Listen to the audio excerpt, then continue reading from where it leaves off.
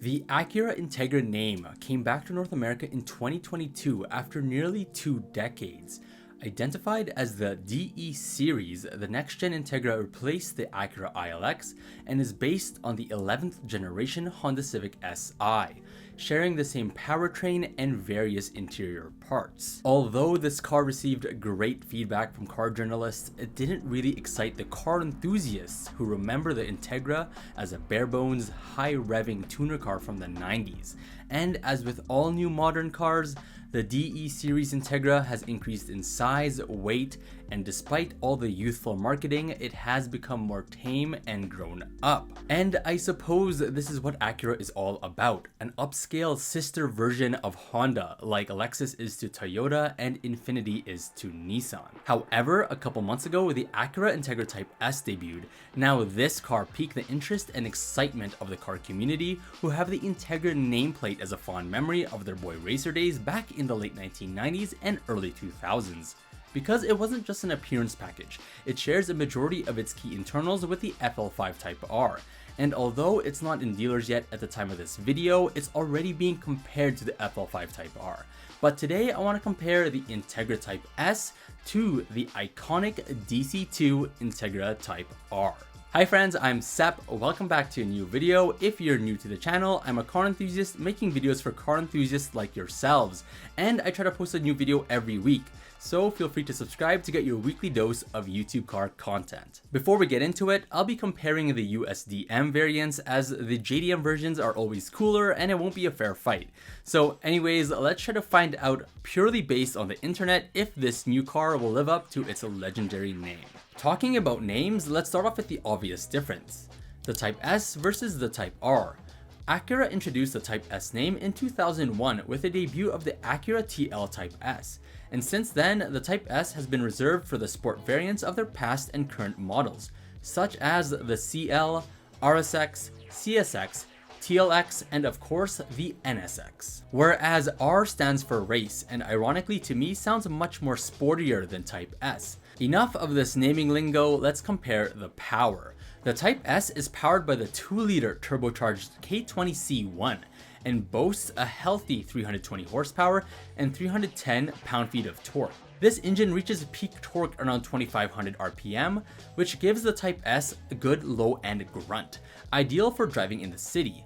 The rev limiter is set at 7000 RPM and makes peak horsepower around 6500 RPM.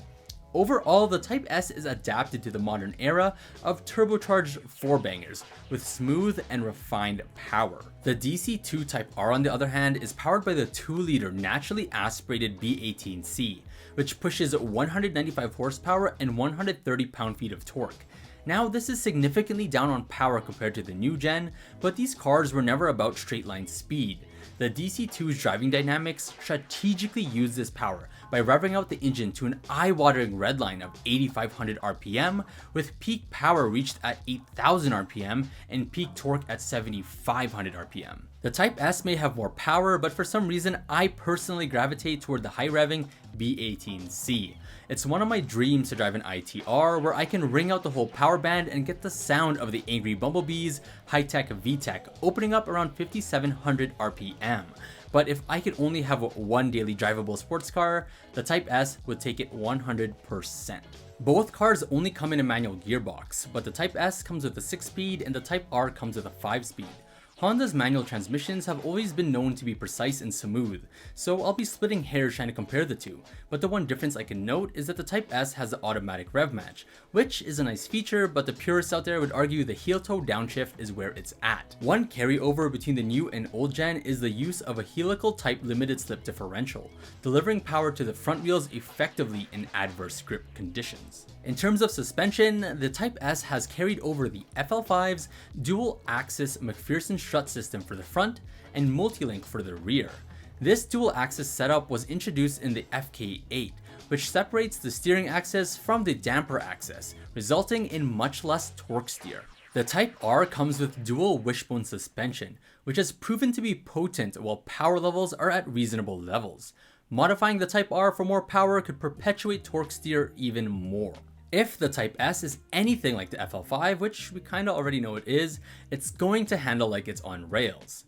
The Type R, although being equipped with much less tech, has been regarded by accredited journalists like Evo magazine, naming it the greatest front-wheel drive performance car ever.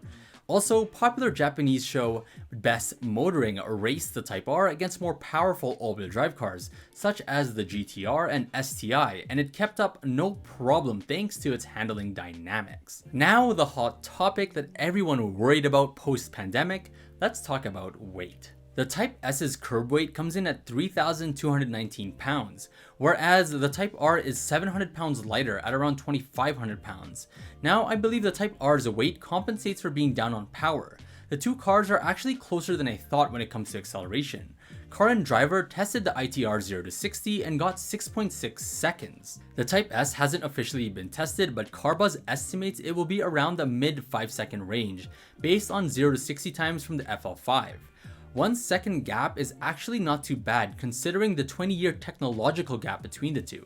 I would bet on a windy track, the lap times would be fairly close. I guess the second thing that has got everyone worried about post-pandemic is the ballooning costs of everything. The Type S pricing was released on May 4th, 2023 at $52,000 US, which is around $7,100 more than the FL5 Type R. This is before dealer markup, so I would expect this to be even higher. Based on Classic.com, the average sale of a USDM Type R is around $42,000 US, and the highest sales for pristine showroom condition ones are well into the 6 figures. Old school cars are just so sought after. Prices will keep on going up, so regardless of whatever you choose, they will be hard to find and super expensive. The last and final comparison I want to go over is the looks, and this is 100% subjective, but I just want to highlight some of my favorite aesthetic things on both. Type R is very 90s and has the love or hated 4-eye look. Below the left pair of eyes, the front bumper has Integra embossed on it. Looking to the rear, you see the big wang, with the Integra also embossed on the lower right side of the bumper. Above that, you get the Type R badge, and talking about badges, the Acura badges are all red, which lets all the GSR owners know who the Alpha is. The Type S takes after the Acura styling between all of the other models, with similarly shaped pentagon grills. The width of the car is accentuated with wide fenders that kinda look like eBay stick-ons. Again, 100% subjective.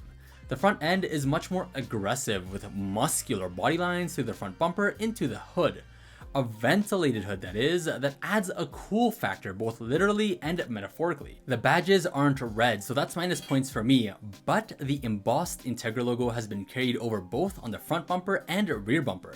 So points balance out, I guess. The rear has a duck lip type of spoiler and not the big wang the Type R or even the FL5 Type R has, which sort of is a bummer. The last thing that I like about the Integra is the triple exhaust tips, which I hope sounds better stock than the FL5. One last thing to mention is practicality. The Type S is a sedan and not the coupe style like the Type R. But it might be by design, because all of the people who were in their 20s when the Integra Type R originally came out probably would value more space now. So having 2 extra doors lets them graduate into a more livable sports car. The one thing that both generations have is the liftback design. So both cars are great grocery getters if you need them to be. What do you guys think about the Integra Type S? Do you think it will live up to its legendary name? And which one would you choose if you had the cash? Let me know down in the comments. Anyways friends, that's it for this video. Thank you so much for watching. Please like and subscribe if you enjoyed. I'll catch you all on the next one. Take care.